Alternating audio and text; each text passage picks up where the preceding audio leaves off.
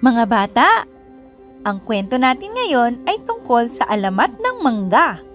Umpisahan na natin. Noong unang panahon ay may isang striktong hari.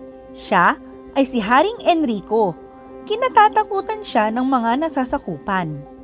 Sa isang banda ay gusto naman ng taong bayan ang pagiging strikto ni Haring Enrico dahil nagkaroon ng disiplina doon. Isang araw, may nakatakas ng mga bilanggo sa kulungan ng kaharian. Nagpaimbestiga si Haring Enrico. Nalaman niyang nakatulog pala ang kawal na bantay, kaya madaling nakatakas ang mga bilanggo. Agad niyang ipinatawag ang kawal. Tinanong niya ito kung bakit siya nakatulog sa oras ng trabaho. Sinabi ng kawal na puyat siya dahil sa pagbabantay ng kanyang anak na may sakit. Puyat ka pala. Dapat nagpapalit ka para di tayo natakasan ng mga bilanggo. Sabi ng hari. Hindi nakasagot ang kawal. Alam niyang nagkamali siya. Bilang parusa sa kanyang kapabayaan, hinatulan siya ng mabilanggo. Napaiyak ang asawa at anak ng kawal nang malaman ng kanyang sasapitin. Nakiusap silang pakawalan ng kawal ngunit hindi pumayag si Haring Enrico.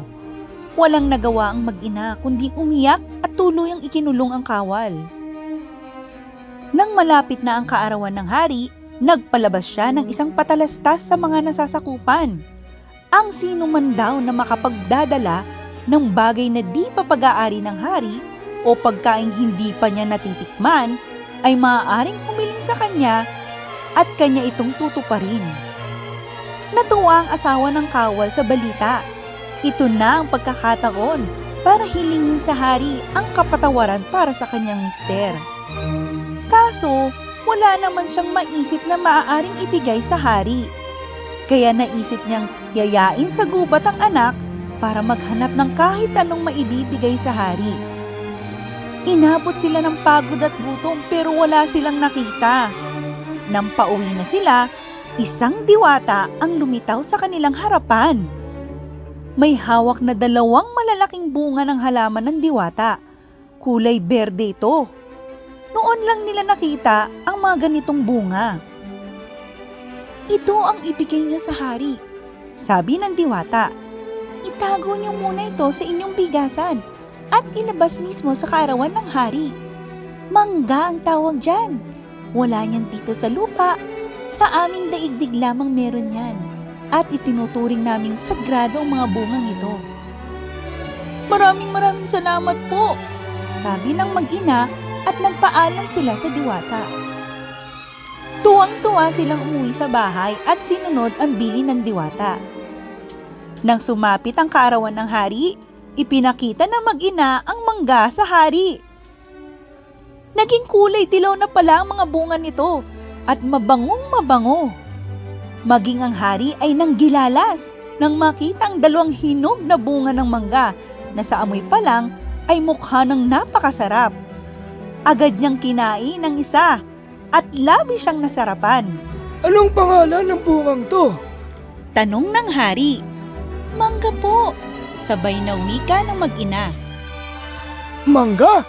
Ngayon lamang ako nakakita ng bungang ganito. Saan galing ito? Bigay po sa amin ng isang diwata, sabi ng asawa ng kawal. Dahil sa kakaiba at masarap na bungang dala mo, ipagkakaloob ko ang anumang hilingin mo sa akin. Sabi ng hari sa asawa ng kawal. Hinihiling ko po sa mahal na hari na makalaya ang aking asawa, sabi ng babae.